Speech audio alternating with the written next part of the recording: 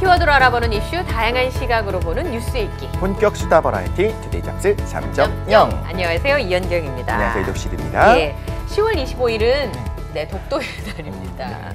독도가 우리나라 영토임을 알리고 독도 수호 의지를 전 세계에 알리기 위해서 제정한 날인데요. 외국 언론이나 기관의 자료에 독도를 다케시마 혹은 동해를 일본해로 잘못 표기한 사례가 5년간 수천 건이 넘는데요. 공부를 안 하나? 예. 근데 시정률은 한 20%밖에 안 된다는 거야. 발견이 돼서 바꿔달라고 해도 바꿔주는 게 5번에 1번 정도밖에 안 된다는 거예요. 과거에는 그래도 국력의 차이가 좀 있었으니까 그렇죠. 그럴 수 있었구나 싶겠지만 시정 요청을 하면 제깍제깍 들어줘야지. 이런 부분에 있어서 좀 아쉬움이 좀 많이 있는 게 또 다른 뭐 독도와 다케시마 문제라든가 동해와 일본의 문제가 약간 좀 결이 다르지 않습니까? 딴 건 몰라도 독도는 우리 경찰이 수호하고 있는, 우리 시료 지배를 하고 있는 우리 영토 아니겠습니까? 그런 면에서 봤을 때 시정률 20%는 좀 충격입니다. 예.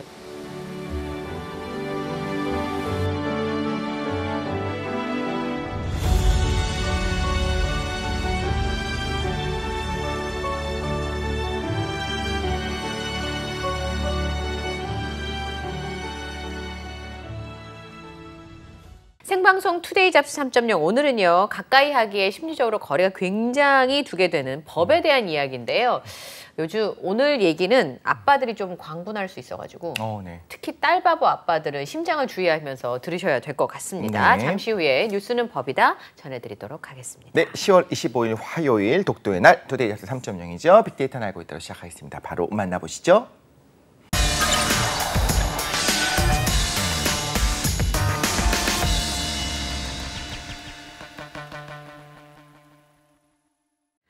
네, 따끈따끈한 소식을 파헤쳐보는 얼리버드 시사 이슈 빅데이터는 알고 있다 시간입니다. 네, 고민 있으면 털어놓고 상담받고 싶은 바로 첫째 언니 같은 형이죠. 이데일리의 김성 기자님 오셨습니다. 어서 오십시오. 네, 안녕하세요.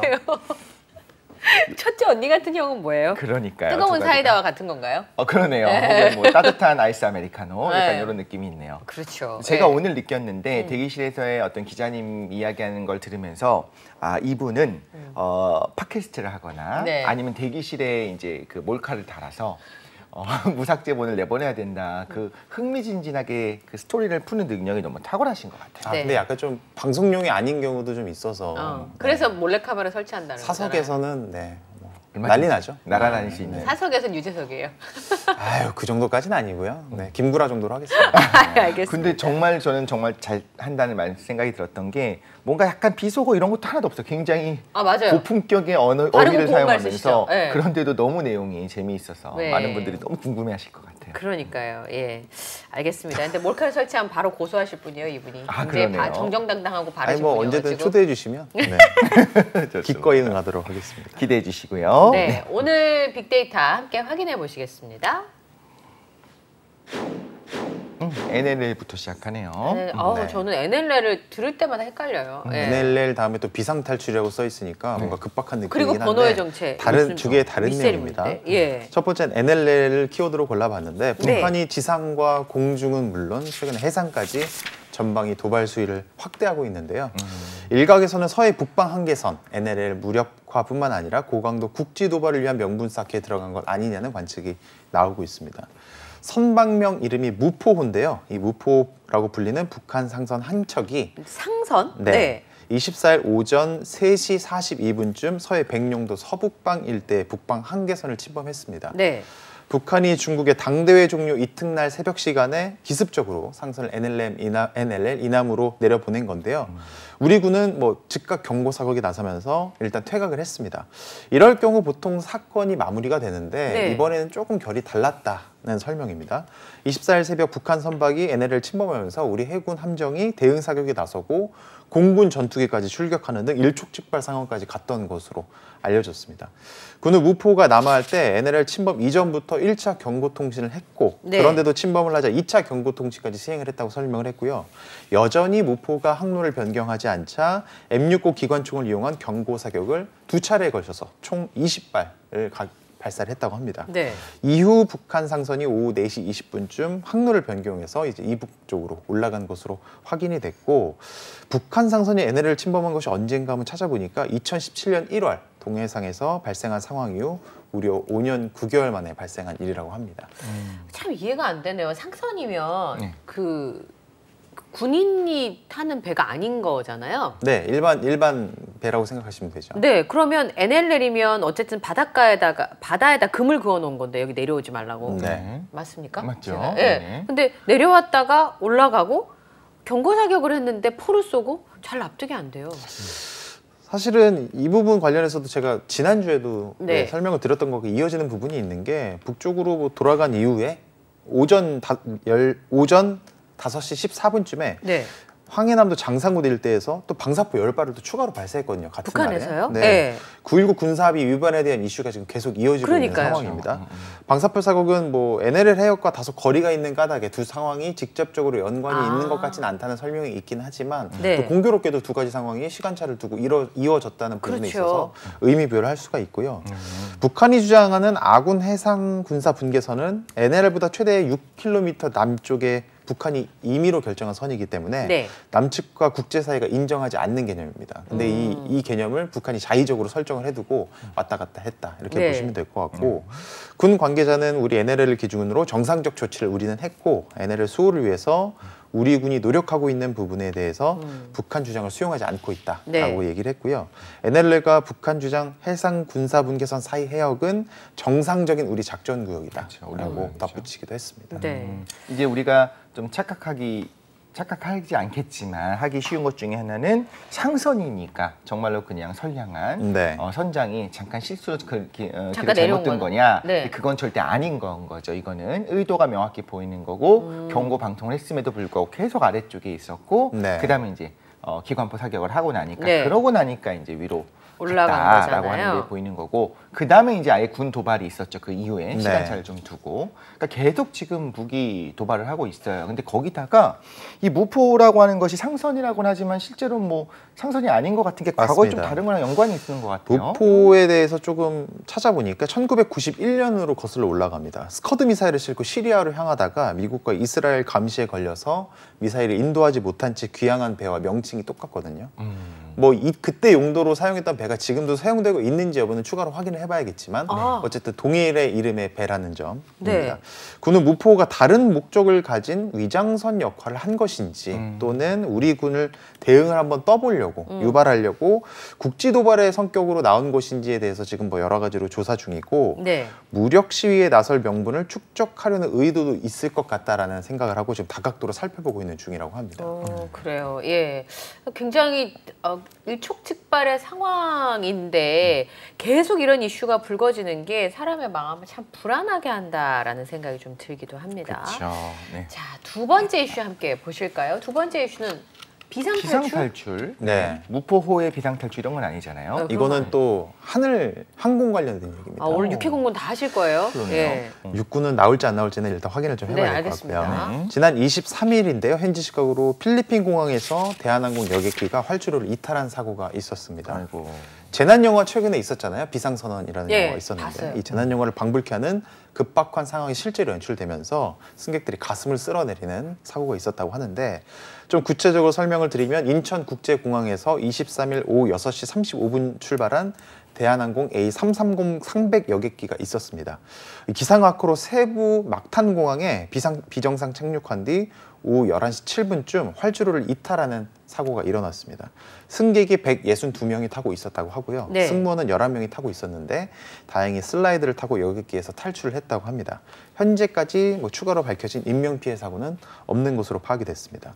이때 또 한국인이 또 해당 비행기에 타고 있었다고 하는데 사고 항공기에 타고 있던 대학원생 김모 씨는 비행기가 조금만 더 미끄러졌어도 활주로 넘어 민가를 덮칠 뻔했다면서 당시 아찔했던 순간을 밝히기도 했습니다. 비상 착륙할 예정이니 승무원 지시에 절대적으로 따라달라는 안내 방송이 당시에 나왔다고 하는데 이때 승객들이 비명을 지르고 뭐 흐느끼는 등 상당히 좀 일순간 아수라장이 됐다고 하는데요. 승무원들이 다행히 일사불란하게 움직이면서 무릎 사이에 이제 얼굴을 파묻어라 이렇게 안내를 했다고 하고 비행기가 생각보다 부드럽게 착지하는 듯해서 일부 승객들 사이에서는 뭐 살았다 이러고 환호의 목소리가 나오기도 하다가 돌연 굉음을 내면서 이제 기체가 흔들리는 모습을 보이면서 강하게 지면에 부딪혔다고 합니다.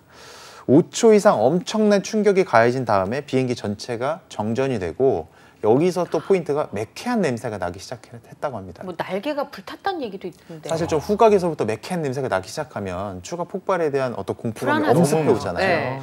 승무원들은 이코노미석 비상탈출구를 급하게 열어서 미끄럼틀을 만든 다음, 슬라이드라고 하죠. 미끄럼틀을 편 뒤 승객들을 차례로 탈출시키면서 앞서 말씀드렸던 대로 인명피해가 추가로 있진 않았는데 무사히 기체를 빠져나온 승객들이 혹시 모를 폭파 위험 때문에 실제로 막 뛰어서 비행기 먼 곳으로 탈출을 했다고 하고 네. 공항에서 대기를 하다가 새벽이 되어서야 이제 숙소로 이동해서 짐을 풀 수 있었다. 이렇게 지금 밝혀졌습니다.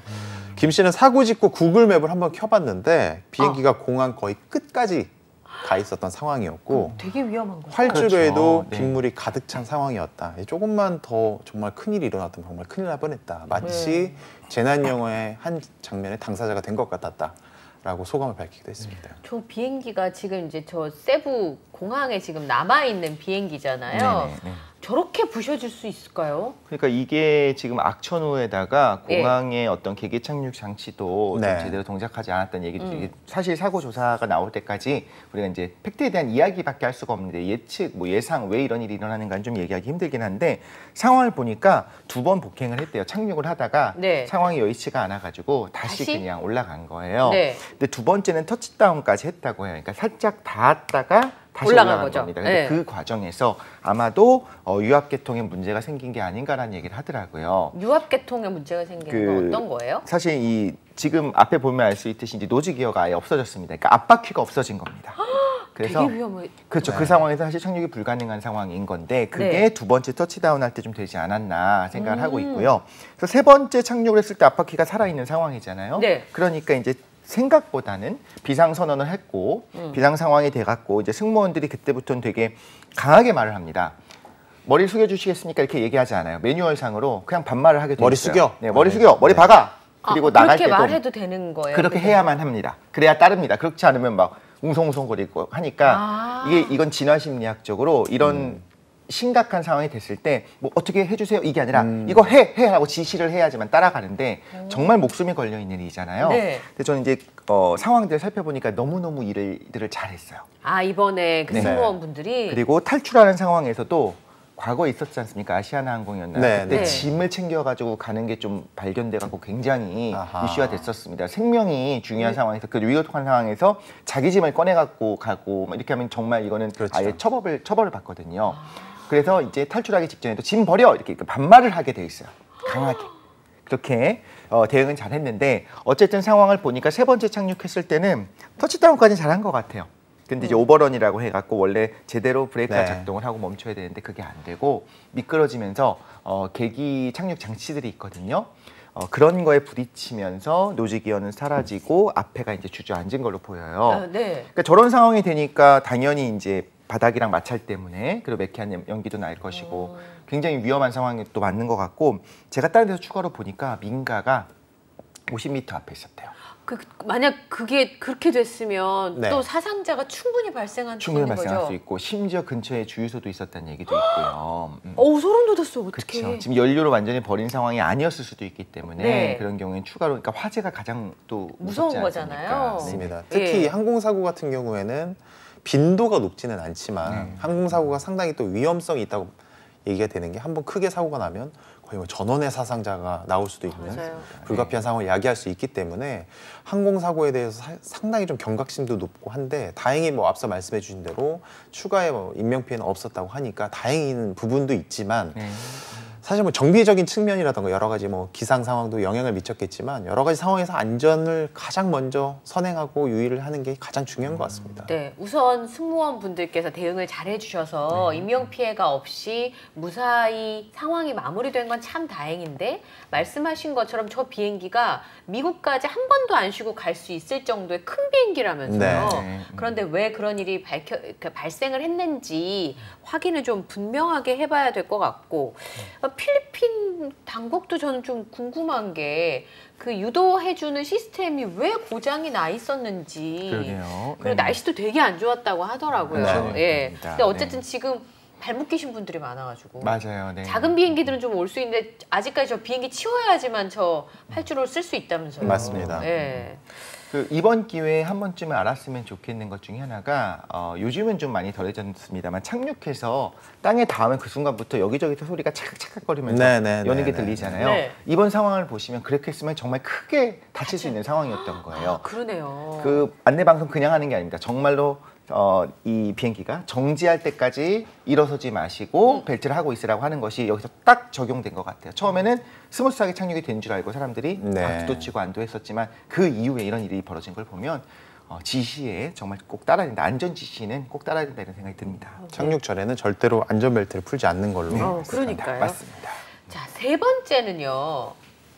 무슨 번호의 정체일까요? 네, 뭐 여러 가지 뭐 비밀번호도 있고요. 여러 가지 뭐 번호가 있는데 전화번호 관련된 얘기입니다. 전화번호요? 네. 사실 많은 분들이 경험을 하셨을 텐데 네. 주말 동안 정체를 알 수 없는 번호로 전화가 왔다가 바로 끊어지는 사태가 속출하면서 전화를 받거나 혹은 전화를 거는 누리꾼들 사이에서 불안감이 커졌다 이런 소식을 가지고 왔습니다. 지난 23일 한 온라인 커뮤니티에서 02-649-6900 이 번호의 정체는? 이라는 글이 올라와서 화제가 됐는데요.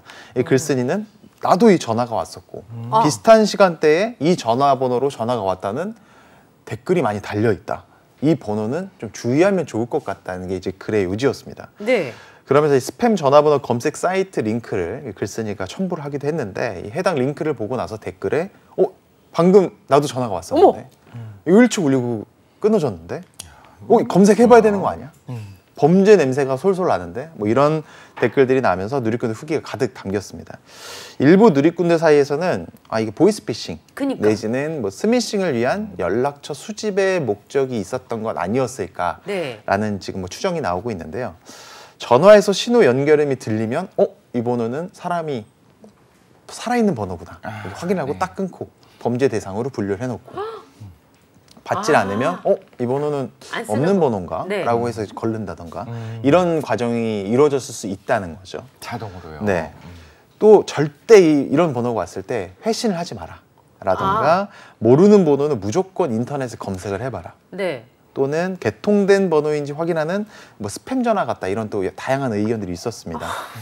너무 무서운데요? 근데 저는 사실은 하루에 이런 전화를 뭐 많이 받을 때 서너 번도 받거든요. 네, 저도요. 네. 이 번호는 아닌데 그래서 전화가 부재중 전화가 찍혀서 콜백을 해보면 안 받아요. 맞습니다. 없는 번호입니다 라던가 그런 경우가 있는데 저 같은 경우로 일단 말씀드리면 저는 모르는 번호로 전화가 올 때 직업적 특성상 모르는 번호로 전화가 올 때가 왕왕이 있거든요. 그렇죠. 그래서 그냥 뭐 간과하고 이걸 또 넘어갈 수가 없는 부분이 있어서 억지로 받을 때도 있는데 뭐 그래서 뭐 여러 가지 마케팅 전화도 많이 받기도 하고 실제로 그냥 전화를 했는데 뚝 끊어지는 경우가 있습니다. 그러면 저는 당시에는 그냥 개의치는 않았던 것 같아요. 뭐야? 그냥 이러고 넘어갔던 것 같은데 실제로 이게 제 번호가 또 어디 뭐 필리핀 동남아 어딘가에서 이게 또 갑자기 수집되고 있다고 생각을 하면은 약간 좀 소름 끼치는 부분도 있고요. 네. 저는 김성훈 기자님이 이 정체를 밝혀줬으면 좋겠어요. 네. 그래서 저도 실제로 모르는 번호로 전화가 오면 요즘에는 안 받고요. 뭐 구글 이런 데 전화번호를 검색을 해봅니다. 만약 유력기관 같은 경우에는 뭐 예를 들어서 어디 뭐 정부 기관이라든가 어느 회사 같은 경우에는 번호가 뜨거든요. 공식력 있는 번호 같은 경우에. 근데 제가 검색한 번호를 10개를 하면은 10개 다 안 뜨는 번호예요. 그러니까 그 전화번호의 정체가 뭘지 진짜 궁금하거든요. 저는. 그러니까 김성훈 기자님이 받는 번호들은 처음에 오는 거죠. 김성훈 기자님이 대신 이거를 이제 신고를 해줘야 되는 그렇죠. 프레시한 최초의 사기 번호일 수가 있겠다. 왜 그러냐면 요즘 앱 중에서 검색을 해갖고 이 번호가 어디 번호인지를 실시간으로 알려주는 앱들이 있잖아요. 맞습니다. 있어요. 처음 들었어요. 스팸 번호인지도 걸러주는 기능이 있는. 그래서 오면 전화번호와 더불어 예를 들면 이거는 뭐 보험 권유. 전화번호와 더불어 아래다가 뭐 설문조사 이런 식으로 나오는 경우들이 스팸 지수 높음, 뭐 위험 뭐 이런 것들이 빅데이터죠. 사람들이 이제 신고를 한 걸 가지고 하는 경우가 있는데 이 번호 같은 경우에 어떻게 보면 새로 갑자기 폭증한 게 되겠죠. 번호가 많이 걸려오는데 다들 이게 뭐야 하면서 나도 받았어 이렇게 이야기를 할 수 있었던 번호인 것 같고요. 얼마나 우리가 신뢰나 이 스미싱이나 이런 거 스팸 전화에 시달렸으면 사람들이 이런 얘기에 이렇게 웅성웅성하고 마음이 흔들릴 정도로. 그러니까요. 얼마 전에 저는 정말 완벽하게 스미싱과 피싱인 문자를 받았어요. 근데 정말 신고를 하고 싶은 거예요. 제가 지금 나를 낚으려고 이렇게 생각하고 말았는데 엄마 지금 핸드폰이 고장나서 전화가 안 돼. 어디로 뭘 해줘. 이거 나오잖아요. 네네. 그래서 내가 요거 봐라. 우리 딸 학교 갔는데 그러면서 근데 신고를 하고 싶은데 이런 걸 어디다 어떻게 신고하는지 제가 모르더라고요. 제가 신고를 해야 다른 분이 안 당하실 거잖아요. 그러니까요. 그러니까 이 매뉴얼도 우리는 잘 모르고 있더라고요. 실제로 많은 분들, 저를 포함해서 많은 분들이 이런 걸 경험하시기 때문에 실제로 이런 상황을 딱 목격을 했을 때 어떻게 해야 될지 좀 설명을 드리면 한국인터넷진흥원이라고 있습니다. 키사라고 하는데 키사. 불법 스팸 대응센터가 있거든요. 또 여기나 아니면 스팸 신고 안드로이드 앱 또는 118로 걸어서 신고를 하시면 됩니다. 그러니까 만약에 내가 이거 내가 좀 이런 조짐이 있는데 118 딱 누르신 다음에 신고를 딱 하시면 되고요. 스팸 연락을 덜 받으려면 어떻게 해야 되느냐 이런 거 궁금해하시는 분도 계신데 불필요한 광고성 정보 수신 동의를 일단 하지 않는 게 제일 중요하고요. 그게 제일 중요하죠. 네. 또 이게 무심코 하게 되잖아요. 무의식 중에 또 이렇게 그냥 하는 경우도 있는데 그걸 꼭 빼놓고 하시는 게 중요할 것 같고요.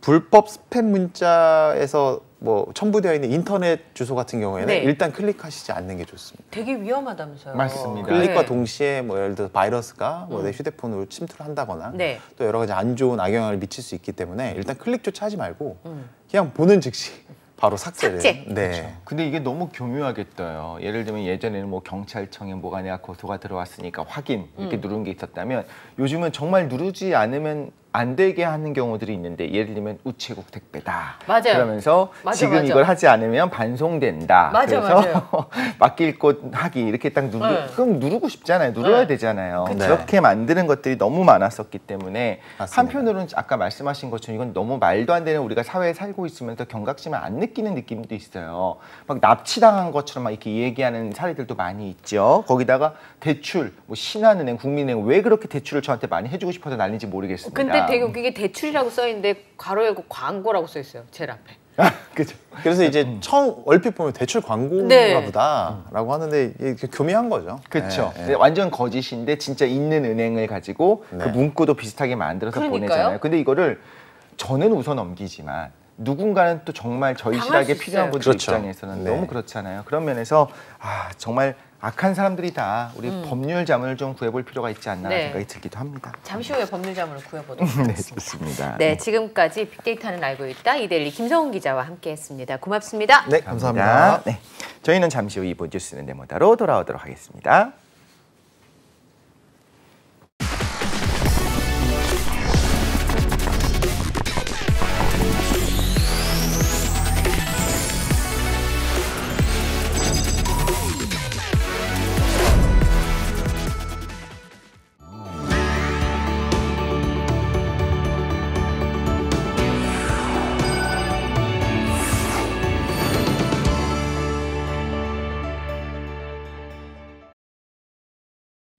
네, 뉴스 읽기로 시작해서 어디로 튈지 모르는 요절복통 도미노 토크 뉴스는 네모다. 오늘은 뉴스는 법이다로 함께하겠습니다. 네, 많은 분들이 기다려주셨죠. 우리 장미 변호사님, 이제 우리 장윤미 변호사님과 함께합니다. 어서 오십시오. 네, 안녕하세요.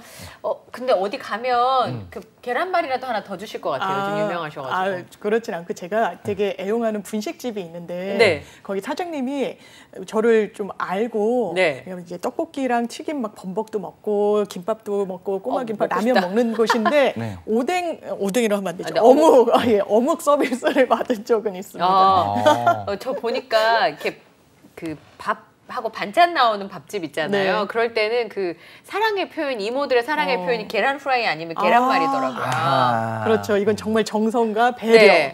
그 사실은 어떤 밥이에도 따끈따끈한 밥에 계란 프라이 하나만 얹어도 이게 약간 지수성찬이 되잖아요. 맞습니다. 지금 당장. 그러네요. 오늘 끝나고 한번 식사를 같이 해보는 것도 계란 프라이로. 계란 프라이로 하고 싶은 생각이 들기도 합니다. 사실 요즘 뉴스들을 보면 우리 장윤미 변호사님의 힘을 좀 들리지 않았으면 좋겠는데 안 할 수가 없을 정도 너무 이슈가 많았어서 너무 많은 부분이 있지만 오늘에 대한 이야기는 많은 분들이 좀 분노할 수 있을 만한 이야기가 준비됐습니다. 네. 초등학생 등 미성년자 11명을 연쇄 성폭행한 김근식에 대한 화학적 거세라고 부르죠. 그 성충동 약물치료 목소리가 높은 가운데 검찰이 관련 요건을 검토 중인 것으로 알려졌습니다.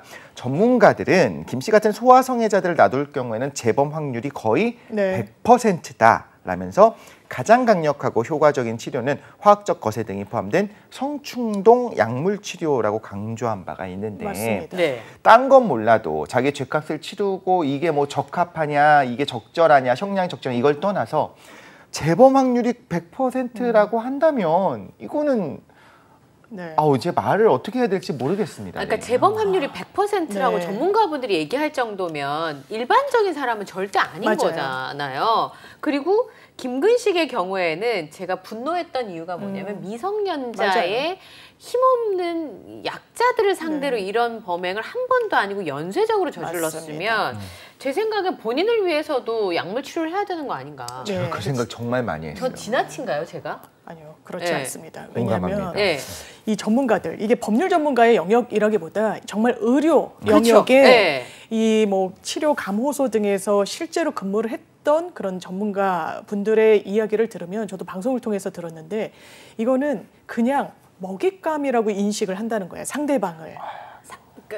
범죄 대상자였던 미성년자들을. 그리고 이 성충동이 제대로 제어가 되지 않는다라고 합니다. 그래서 사실 어떤 전문가가, 의료진이 이게 100%다 이렇게 이야기하기는 상당히 어렵잖아요. 뭐 반반이다, 범죄의 개연성이 높다라고 하지만 이런 범행의 같은 경우에는 100%라고 이야기까지 하는 겁니다. 그리고 김근식 얘기로 다시 돌아가 보면요. 미성년자로만 피해자 11명을 강간, 추행 등등의 성범죄를 저질렀어요. 그러면 이 사람이 그 전에는 전과가 없었느냐? 전과 19범이었습니다. 그리고 거의 동일한 패턴의 범행 양상을 보여왔어요. 이게 2006년도에 15년형인가 받았지 않습니까? 지금 과연 동일한 범죄를 저질렀을 때 재판부가 이런 형을 선고할까? 훨씬 높이 처벌했을 거예요. 이게 2006년도 이 거슬러 올라갔을 때는 이게 선처를 하는 그런 경향도 없지 않았고 실제로 아동, 그러니까 미성년자를 강간 치상이 왜냐하면 이 육체가 온전하지가 않기 때문에 상해로 이어지는 경우가 많아요. 이게 상해의 고의는 아니었지만 본인의 범행으로 인해서 상해가 이 결론적으로 발생하게 되면 치상이라는 표현을 쓰는데 물론 김근식 케이스가 아니지만 다른 케이스에서 집행유예가 나온 적이 있었습니다. 요즘 같았으면 상상도 하지 못할 일인데 시대가 그 시대가요. 부모와 합의가 됐다라는 사정을 굉장히 높이 평가를 한 거죠. 어쨌든 이런 아동을 상대로 하는 그 당시에 뭐 인천, 경기도 일대를 김근식이 훑고 다녔습니다. 하얀색 SUV를 타고 인터넷 커뮤니티 지역의 카페에 많은 사람들이 우려를 했어요. 잡히기 전에도. SUV를 타고 아이들에게 접근을 해서 아저씨 좀 도와줄래? 아저씨가 지금 무거운 거를 들어야 되는데 너희의 도움이 필요해. 아이들의 선의를 굉장히 악용한 겁니다. 이런 사람들, 이건 단순히 범죄에서 그치는 게 아니에요. 계속 하잖아요. 거의 평생에 걸쳐서 질환이라고 볼 수 있는 겁니다. 그래서 이런 화학적 거세도 그냥 성범죄의 재범 우려성이 높다라고 해서 하는 게 아니에요. 성범죄를 일단 저지르고 이것이 환자라고까지 평가를 받아야 화학적 거세 조치를 할 수 있는 겁니다. 그런데 김근식은 화학적 거세 조치를 못하는 거예요? 못하죠. 왜냐면요. 왜 못해요?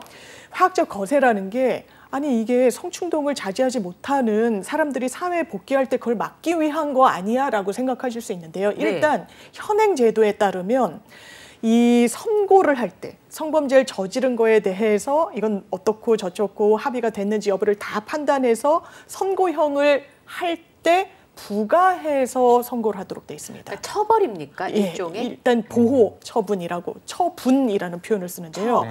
이 제도가 도입되기 전에 김근식은 재판을 받았어요. 선고까지 이루어졌습니다. 화학적 거세형을 부과할 수 있는 법적 근거가 없었어요. 그때는 없었어요. 없었어요. 그러면 지금은 나오기 직전 상태에서 갱생시설 들어가니 많이 하다가 다시 재수감이 됐잖아요. 네, 지금 또 다른 문제 때문에. 그런데 김근식이 만약 당장 내일 나오게 된다라고 했을 때 화학적 거세를 할 수 있는 근거는 과거의 범죄로는 이미 다 처벌을 받은 범죄에 대해서는 할 수가 없는 거예요. 그럼 이번에 만약에 구속이 됐잖아요. 맞습니다. 그러면 이번에 만약에 재판의 결과가 나올 때는 화학적 거세 처분할 수 있어요? 그래서 검찰 법무부도 지금 이미 처벌받은 미성년자 11명을 범죄 대상으로 희생양으로 했던 거에 대해서 부과는 못하고요. 네네. 지금 재수감이 된 이유는 2년 전에 이거 내가 어렸을 때 나한테 했던 수법이랑 너무 유사한데? 라고 해서 성인이 된 여성이 김근식 뉴스를 접하고 인지한 거예요? 인지한 거예요.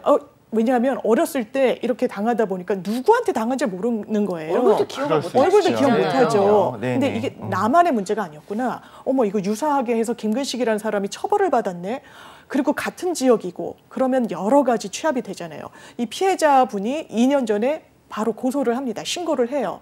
그리고 그 수사가 사실 2년 전에 했으면 김근식 나오기 전에 조치를 즉각적으로 했으면 좋았을 텐데 어쨌든 수사가 뭐 길어지고 김근식은 거짓말 탐지기도 그 수사와 관련해서는 거부합니다. 그리고 부인을 해요. 나 하지 않았다. 이게 예전 일이고 근거가 안 남았기 때문에 그런 걸로 보이는데 그러니까 수사가 길어지다가 김근식이 나오니 많이 하는 찰나에 영장을 다시 청구를 해서 구속한 거거든요. 그러면 말씀 주신 대로 이 사건, 한 건이긴 하지만 이 사건에는 화학적 거세 명령을 부과해서 같이 처분을 내릴 수 있는 거죠. 사실상 지금 검찰 입장에서도 그 판사 입장에서도 지금 현재 법적인 부분에 있어서는 문제가 없잖아요. 엄밀하게 말하자면. 나올 수 있는 거죠. 예. 그냥 나오는 것 자체가 더 부조리한 거잖아요. 맞습니다. 왜냐하면 그 이후에 연구들이 쌓여 있고 어떻게 보면 아까 말씀하신 거에 저는 동의를 하는 게 김근식 본인 입장에서도 나를 멈춰달라고 먼저 요구하는 게 맞지 않나라는 생각이 드는 거예요. 물론 양심에 호소하는 게 아닌데 양심이라는 것이 좀 없을 가능성이 높은 것 같아요. 제가 뭐라고 판단하기 힘들지만 왜냐하면 먹잇감으로 인식한다고 하니까. 오히려 자기를 도와주는 아이들을 더더욱 그렇게 삼았기 때문에 그런데 그런 양심 때문이 아니라 자기의 자유형, 그러니까 자유 자체가 박탈당하잖아요. 분명히 자기 성충동을 억제하지 못할 거고 또 범죄를 저지를 거고 또다시 감옥에 갈 거라면 그게 싫어서라도 자기가 먼저 나를 이 고통으로부터 차라리 좀 풀어줬으면 좋겠다. 저는 먼저 요구할 것 같거든요. 제가 그런 이야기도 많이 들었어요. 실제로 이런 성충동을 자제하지 못한다는 거예요. 특히 소아성애적인 경향을 가지면 그 의료진도 지적을 했듯이 지금 의정부의 갱생시설로 들어갔는데 거기 반경에 여러 학교들이 있었다는 거 아니겠습니까? 그렇죠. 근데 아무리 갱생시설이라고 하더라도 거기에 그냥 24시간 잡아놓는 게 아니에요. 밤에만 못 나오는 거죠? 맞아요. 밤에만 못 나오는 겁니다. 6시부터 9시까지로 9시부터 아침 9시까지로 했다가 아이들 등하교 시간 때문에 오전 10시 이후에는 자유롭게 나올 수 있도록 이렇게 조치가 됐는데 이 가해자들의 이야기를 들어보더라도요. 내가 이게 자유의지대로 충동이 억제가 안 된다. 나도 고통스럽다라는 이야기를 한다라고 저도 전해 들은 적이 있어요. 그렇죠. 이게 병이기 때문입니다. 질환. 그래서 성충동, 이 성폭력 범죄자의 성충동 약물 치료에 관한 법률을 보면 단순히 성범죄가 아니라 이런 성도착증 환자라는 표현이 들어갑니다. 그러니까 이거는 환자라고 진단을 받아야 되는 거예요. 본인들도 내가 환자라고 하면은 의지와 또 무관한 부분이 있잖아요. 병적으로 보이는 부분이 있다라는 거잖아요. 그래서 의료진의 어떤 진단이 있으면 지금의 화학적 거세는 화학적 거세라는 표현에서도 알 수 있듯이 이게 물리적 거세와는 당연히 다르고요. 다만 효과가 동일하다고 합니다. 물리적 거세를 했을 때 이 호르몬 변화와 동일한 결과가 도출되는 건데 남성 호르몬을 좀 억제를 하고요.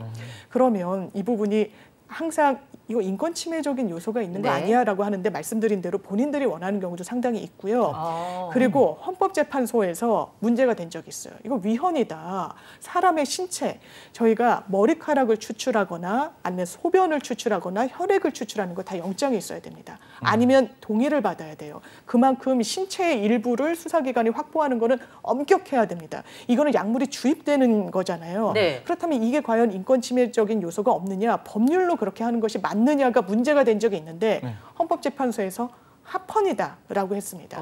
왜냐하면 지금 이 관련 규정을 보더라도 15년 이상 이런 치료를 받도록 강제할 수는 없어요. 상한이 15년이에요.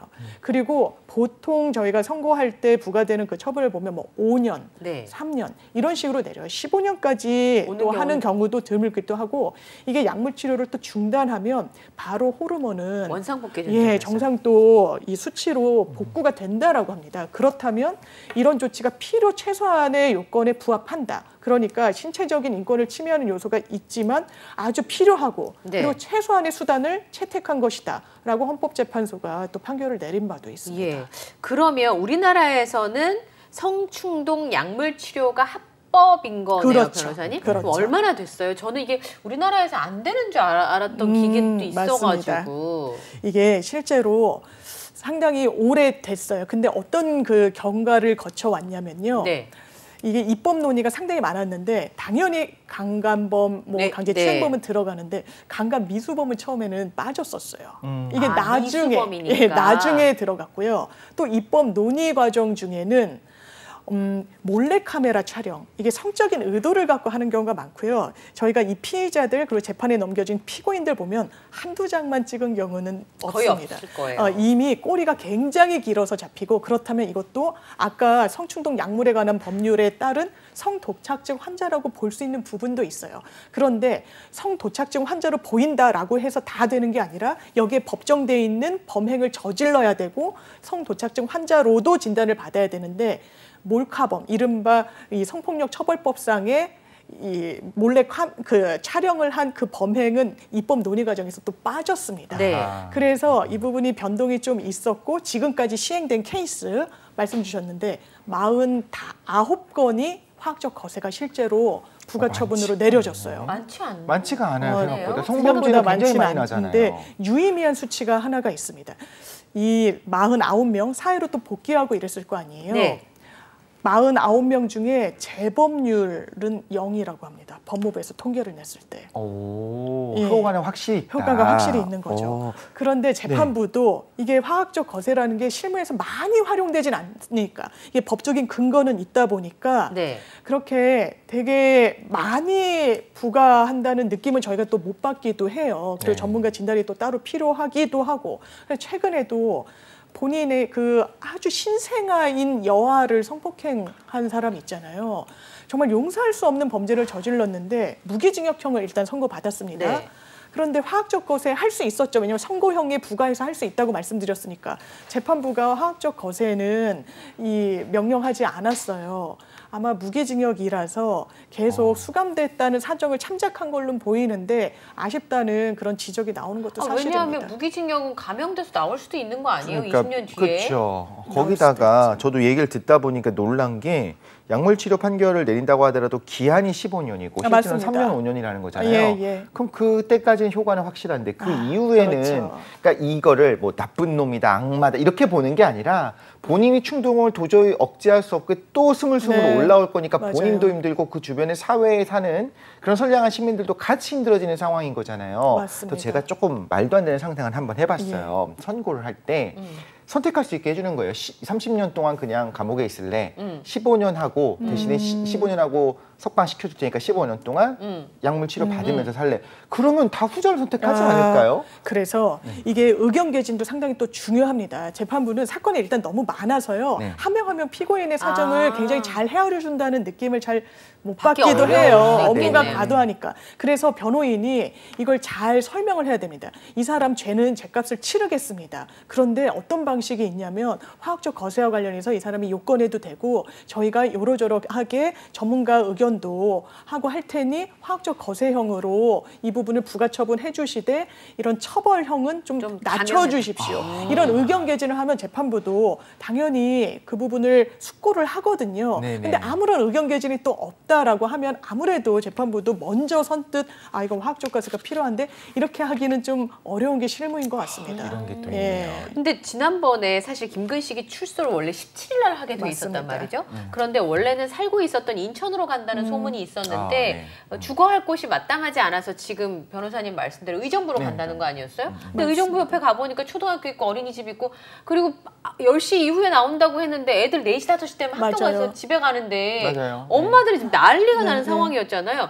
그런 상황이면 제 생각에는 그냥 약물 치료를 하는 게 맞지 않나. 그러니까 이게 처분이 아니라 사회에 복귀했을 때 재범 가능성이 100%인데 맞습니다. 재범 가능성 0으로 만들어주는 방식이 있다면 다른 사람들의 인권은 인권이 아닌가요? 범죄자의 인권만 중요할까요?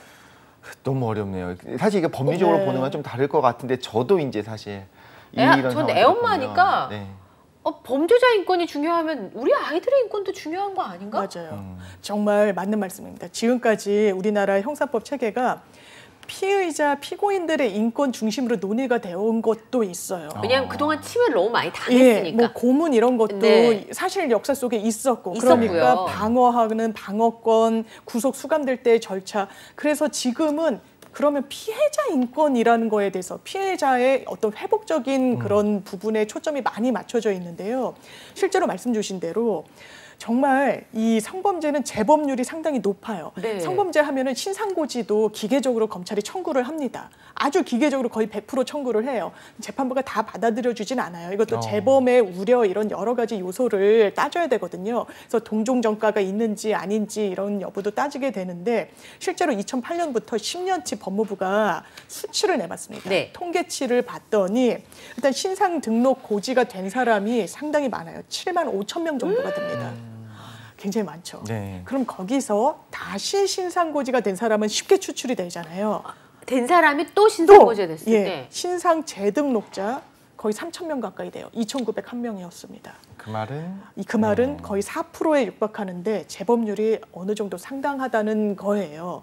그럼 말씀 주신 대로 화학적 거세라는 제도가 있으면 이거를 좀 더 적극적으로 활용하면 이 수치가 나올까라고 또 생각이 되는 부분도 분명히 있고요. 또 김근식도 화학적 거세를 하겠다 그랬잖아요. 새로 고소가 된 건. 근데 이게 김근식이라고 언론에서 굉장히 주목하지 않는 사안이었다. 저는 구속수감도 어려웠을 수 있다고 봐요. 왜냐하면 한 건이었고 일단 당사자가 굉장히 부인을 하고 있습니다. 맥락상 추정이 되지만 증거는 아마 없을 거예요. 진술이. 너무 오래됐으니까. 고소인을 믿고 하는 겁니다. 신고자의 구체적이고 일관적인 그 진술을 믿고 하는 건데 법원 입장에서는 이거를 구속까지 15년 어쨌든 살고 나왔는데 예전 건이고 본인은 부인하는데 수감을 시켜야 될까 굉장히 고민됐을 거예요. 언론 주목도가 높은 사건이 아니라면 저는 수감을 안 시켰을 가능성도 있다라고 보고 아예 영장을 청구하지 않았을 수도 있었을 것 같습니다. 그리고 화학적 것의 논의도 나오지 않았을 것 같아요.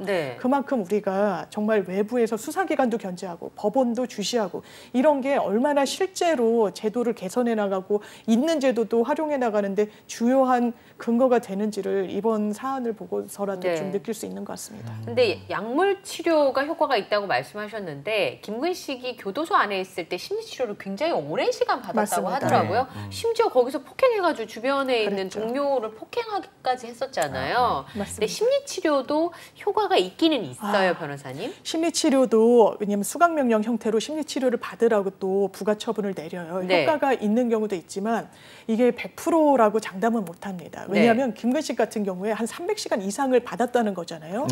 그렇다면 굉장히 긴 시간이에요. 교육을 받은 건데. 교육을 받은 거죠. 그런데 나오기 직전에 심리 진단을 했다는 그런 기사가 있습니다. 그랬을 때 재범의 우려 그리고 그 가능성이 매우 농후하다라고 나왔다는 거예요. 심리 치료를 300시간을 받았음에도 불구하고 재범의 우려가 매우 높다. 굉장히 보기 드문 케이스이긴 하겠네요. 그렇죠. 그리고 이게 심리적인 영역, 이성적인 영역, 내가 이런 행동을 하면 안 된다. 피해자가 발생하고 무엇보다 나한테 또 피해가 올 수도 있다라는 이런 이성적인 사고보다 이걸 압도하는 게 아무래도 이 성 호르몬에 의한 또 충동일 수도 있겠다는 걸 또 이 김근식이 보여주는 것 같습니다. 그렇죠. 거기다 반성은 없는 것 같고 우리가 그렇죠. 반성 여부가 그렇게 중요하진 않은 것 같아요. 특히 이런 사안에 있어서 맞습니다. 자기 형을 살고 나오잖아요. 네. 중요한 거는 재범을 저지르느냐, 그렇죠. 재범의 확률이 있고 네. 그리고 본인한테도 어쨌든 김근식 입장에서도 자기가 또 죄를 저지르는 게 좋을 거 없잖아요. 그렇죠. 그런 면에서 봤을 때 결과적으로는 이제 대승적인 판단을 좀 해야 되지 않나라는 생각이 들기도 하고 네. 저 이 생각이 들었습니다. 우리가 아무리 심리 상담 받는다고 예를 들면 밥 안 먹으면 배고프잖아요. 네. 이걸 상담받는다고 밥을 안 그렇죠. 먹어도 배고프지 않게 맞습니다. 만드는 게 불가능하잖아요. 그러니까 어찌 보면 제가 이제 판단할 수는 없습니다만 지금까지의 네. 정보들을 보면 김근식 같은 경우에는 말하자면 이게 충동 자체가 뇌에서 도저히 이제 조절이 안 되는 거예요. 그럼 이거를 물리적으로 정말 끊는 방법이 있다라고 한다면 제 생각입니다. 안타까워서 오히려 하는 말일 수도 있는데 본인한테도 더 좋아요. 정말로 좀 그렇게 생각합니다. 그럴 수 있습니다. 본인한테 좋습니다. 여기로부터 네. 자기도 감옥 안에 있는 겁니다. 네. 그럼 거기서 빠져나와서 그다음에 이제 또 건설적으로 살아갈 수 있는 부분이 있잖아요. 본인 생각에 머릿속에 계속 재범을 하고 자기가 반드시 체포되는 거 알고 있을 겁니다. 지금 계속 주목받고 있잖아요. 그런데도 통제하지 못하고 또 저지를 거라는 거잖아요. 심지어 제 입장에 만약에 저라면 차라리 진짜 물리는 것을 하더라도 그냥 사회 구성원으로 살아가고 싶지 그 감옥 안에서 계속 막 그 욕구를 맞습니다. 그게 좋겠냐. 근데 이건 제 생각인 거고 그렇죠. 사실 이제 우리 사회 전체에서의 어떤 합의와 김근식 본인의 어떤 좀 생각도 말씀하신 것처럼 좀 더 중요하지 않을까? 맞습니다. 말씀 주신 대로 이런 가해자들이 본인들이 더 고통스럽다고 이야기하는 경우들도 많아요. 특히 이 범죄 같은 경우에. 네네. 그런데 이 법이 시행된 지 한 10년 정도밖에 되지 않았기 때문에 훨씬 그 전에 저지르고 지금도 습성에 있는 사람들이 입법적 공백으로 남아있는 거 아니겠습니까? 맞아요. 그러네요. 예. 그래서 국회에서 여러 의원들이 아니 사후적으로라도 이런 처분을 내릴 수 있도록 법적 근거를 갖고 있자. 그러니 이런 경우에 이제 또 다른 피해자가 발생할 확률이 굉장히 높다고 판단되어질 때는 그렇습니다. 김근식 같은 경우도 어떻게 보면 좀 꼼수일 수도 있는 거죠. 네. 이 본인이 부인하고 있는 추행권의 화학적 거세를 부착하려고 하는 거니까 네. 그렇게 하지 말고 재범 우려가 높으면 좀 사회 안전 차원에서 그리고 범죄를 예방하는 차원에서 화학적 거세를 하는 방향을 좀 고민해보자라고 해서 지금 법안은 발의가 돼 있고요. 네. 그런데 과연 이게 입법까지 어느 정도나 걸릴지가 좀 문제인 것 같습니다. 말씀하신 거대로 하면 처음에 판결을 할 때 그 판결이 나와야 된다는 거잖아요. 맞습니다. 지금 그렇습니다. 그냥 이 조항 하나만 붙이면 되는 거 아니에요? 그냥 출소 전에 심리검사와 의료진의 판단에 의해서 할 수 있도록 그때 다시 한번 체크한다라는 거 하나만 넣으면 되는 거잖아요. 그렇죠. 사실 법문 저희가 무슨 법이다, 무슨 개정안이다라고 해서 어마어마한 것처럼 나오지만 말씀 주신 대로 실제로 그 개정하는 이 구문, 신문을 비교해 보면 정말 단어 하나. 왜냐면 등이 붙고 안 붙고도 굉장히 또 많은 게 달라지잖아요. 네네. 이처럼 아주 엄밀하게 특히 이렇게 이 처벌성 문구, 법률 문구는 엄청 엄정해야 됩니다. 왜냐하면 확대 해석해서도 안 되고요. 유추 해석해서도 안 된다는 게 확고한 법리예요. 그래서 바뀌는 문장 자체는 그렇게 어마어마한 게 아닙니다. 한 문장이 추가되고 단서 조항으로 들어가고 빠지고의 문제인 겁니다. 사실은. 근데 말씀하신 것처럼 국회에서 스토킹 처벌법의 경우에도 그렇습니다만 네. 논의하는 과정에서 다른 게 우선순위가 되다 보니까 이런 민생과 관련된 법안들은 자꾸 뒤로 밀리는 맞아요. 거예요. 김근식과 같은 언론의 주목을 받는 범죄자가 이슈가 되면 기사도 많이 나오고 그런 부분에 활동하는 것도 주목이 되지만 또 이제 그러고 사라지면 사실 조두순 출소할 때도 난리 났었잖아요. 그렇죠. 근데 그리고서는 뭐 격투기 선수랑 무슨 이런 뉴스 빼고는 또 맞아요. 잊혀졌는데 김근식이 나온다니까 또 그 의정부에 사시는 분들은 정말 중요한 그럼요. 문제인데 네.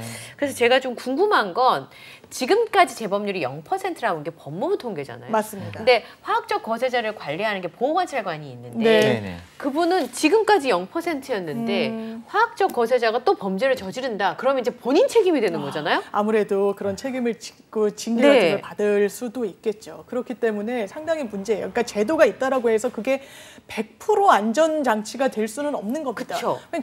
전자발찌 같은 경우도요. 사실 그 실제로 어떻게 구동 조동이 되고 운영되는지를 본 판사분한테 얘기를 들었는데 굉장히 잘 되고 있다고 느꼈다고 말씀을 주시더라고요. 예. 그러니까 근데 한두 건이 진짜 문제가 되는 거예요. 끊고 도망가고 이런 그리고 사람들. 이게 끊는 게 진짜 쉽지가 않아요. 실제로는. 어떻게 끊죠? 근데 더 끊기 어렵게 만들겠다라고 하는 거잖아요?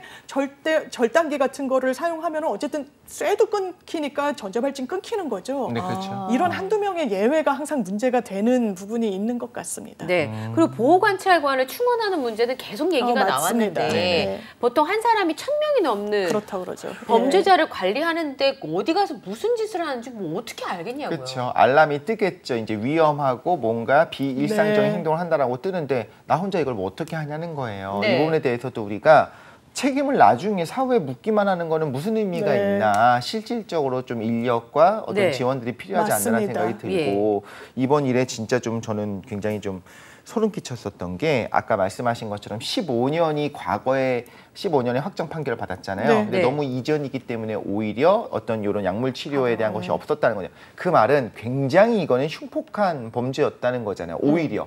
근데 그렇기 때문에 더더욱 이런 그 약물 치료를 못하게 한다, 못할 수밖에 없다. 현재 법상으로 소급 적용이 안 되니까 맞습니다. 이것도 굉장히 좀 불편하기도 그러네요, 하고 그런데 뭐 한편으로는 우리가 항상 양쪽을 같이 생각해 봐야 되니까 이런 호르몬 치료가 정말 성충동만 없애는 것이 아니라 뭐 예를 들면 심혈관계 질환을 일으킨다. 뭐 유의미하게 뭐 불임 뭐 여성 같은 경우에는 골다공증 같은 것도 이런 부작용이 일어날 수도 있다. 그리고 뭐 남성 같은 경우에 뭐 여성형 유방이 된다든가 약간 이런 것들이 조금 나타날 수가 있잖아요. 호르몬 자체가 줄어드니까. 그런 부작용이 있습니다. 그렇죠? 이게 기본적으로 호르몬제를 통제하고 제어하는 거기 때문에 여성 호르몬이 들어가는 거잖아요. 어떻게 보면은. 그래서 지금 말씀 주신 부작용들이 있고 그래서 미성년자한테는 할 수는 없어요. 그렇겠네요. 그런 부분이 또 있습니다. 네.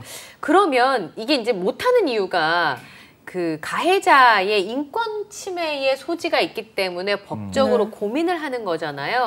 그러면 그 가해자의 인권 혹은 피해자 인권도 좀 세분화해서 조항을 아주 세세하게 만들면 되지 않나요? 김근식과 같은 사람에게 화학적 것을 하는 걸 반대하는 사회적 합의가 뭐 얼마나 되겠어요? 저도 동의합니다. 그렇지만 그게 좀 애매한 경우도 있을 수 있으니까 그렇게 만들면 되지 않을까요? 왜냐하면 정말 세부적인 어떤 지침과 이런 딱 분할이 있어야 실무에서 쓸 수가 있는 부분이 또 있습니다. 말씀 주셨을 때 생각이 났던 게 스토킹 범죄 할 때요. 경찰 단계에서 현장에 나간 경찰이 그 순간을 딱 판단해서 분리 조치를 하라라고 법적 근거를 만들었어요. 그전에는 법원으로 가져가고 시간이 세월이 걸리고 하니까요. 그럼 그걸 제대로 이 경찰분들이 썼느냐? 그러지 못했다는 거예요. 왜? 세분화되지 않아요. 알아서 판단하라는 취지로 돼 있었던 거예요. 그럼 상당히 부담을 느낍니다. 그렇죠. 이 상황을 내가 어떻게 객관적으로 진단해. 법원도 여러 증거 같은 걸 보고 한참 뒤에야 판단 내리는 걸 현장에서 나보고 바로 하라고?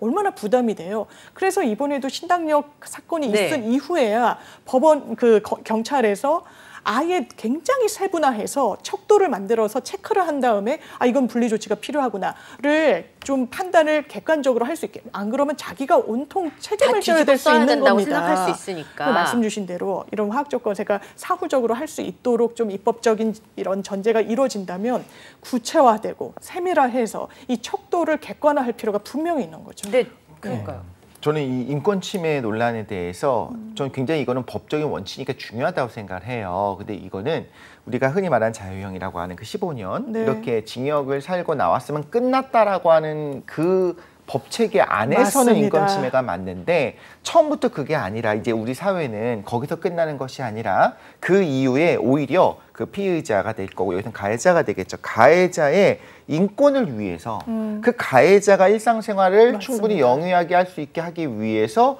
이 사람의 재범 가능성이 높은 부분을 제거하는 방식으로 그러니까 요게요 말장난이 아니라 진짜로 어떻게 보면 그 이후에 계속 감시의 눈을 바라보는 것이 아니라 이런 어떤 약물 치료를 통해서 오히려 그 이후에 다른 부분에 대해서는 일상생활을 영위할 수 있게 해주는 게 더 인권이 괜찮지 않을까라는 생각이 들기도 해요.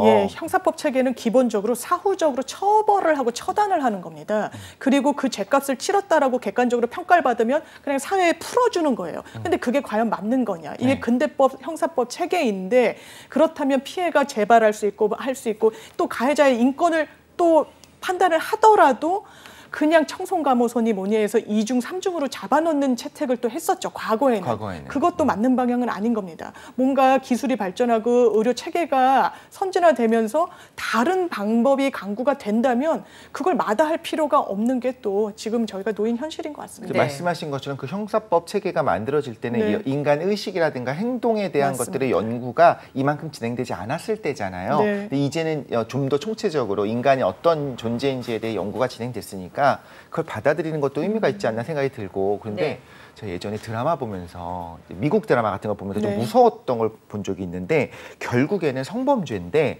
이거는 자신의 성욕 때문이 아니라 지배하고 이 사람을 무너뜨리는 걸 보고 싶다는 얘기를 했던 것 같아요. 그래서 만약에 성충동이 없어진다고 했을 때 성욕 자체를 못 느끼는 대신에 그 잔인한 마음이 남아있어서 오히려 더 잔인한 방식으로 뭐 예를 들면 김의식 그렇다는 건 아니지만 고문을 한다든가 다른 방식으로 더 이제 상대방을 괴롭히는 거예요? 네, 그렇게 하는 경우가 있다고 들었는데 그런 얘기도 있죠. 있나요? 왜냐하면 지금? 화학적 거세를 했을 때 제어하는 건 성적인 부분인 겁니다. 제어를 하는 거니까. 그런데 성범죄의 양상을 보면 어떤 성충동을 제어하지 못한 경우도 있지만 타인에 대한 지배 심리가 굉장히 작용을 하는 경우도 있거든요. 억압하고 압박함으로 인해서 본인이 얻는 그런 쾌감이 범행에 동인이 되는 경우들도 있기 때문에 당연하게도 화학적 거세가 모든 만병통치약이 성범죄에 있어서도 될 수 없다는 걸 또 보여주는 하나의 사례라고 하겠습니다. 예. 그러면 뭐 어떤 방식으로 조금 재범을 방지할 수 있을까요? 너무 위험해요. 그래서 성범죄와 관련해서는 이게 습성도 굉장히 있고 뭐 여러 가지 생물학적인 요소도 있어서 이런 보호 감호소 같은 것도 한시적으로나마 치료에 어떤 방점을 찍어서 운영할 필요가 있지 않겠느냐라고 입법적인 제안을 해주시는 전문가분들도 계시고요. 근데 사실 이때는 항상 따라다니는 게 이중 처벌의 문제입니다.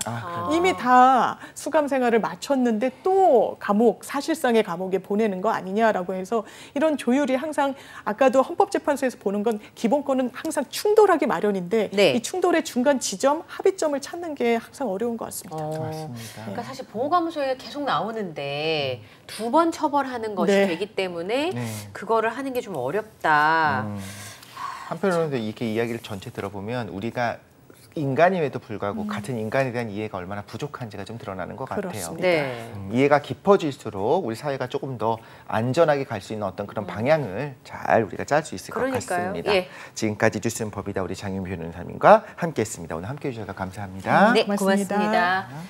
자, 투데이 잡스 3.0 오늘 저희가 준비한 내용은 여기까지입니다. 네, 저희는 내일 이 시간에 다시 찾아오도록 하겠습니다. 안녕. 내일 만나요.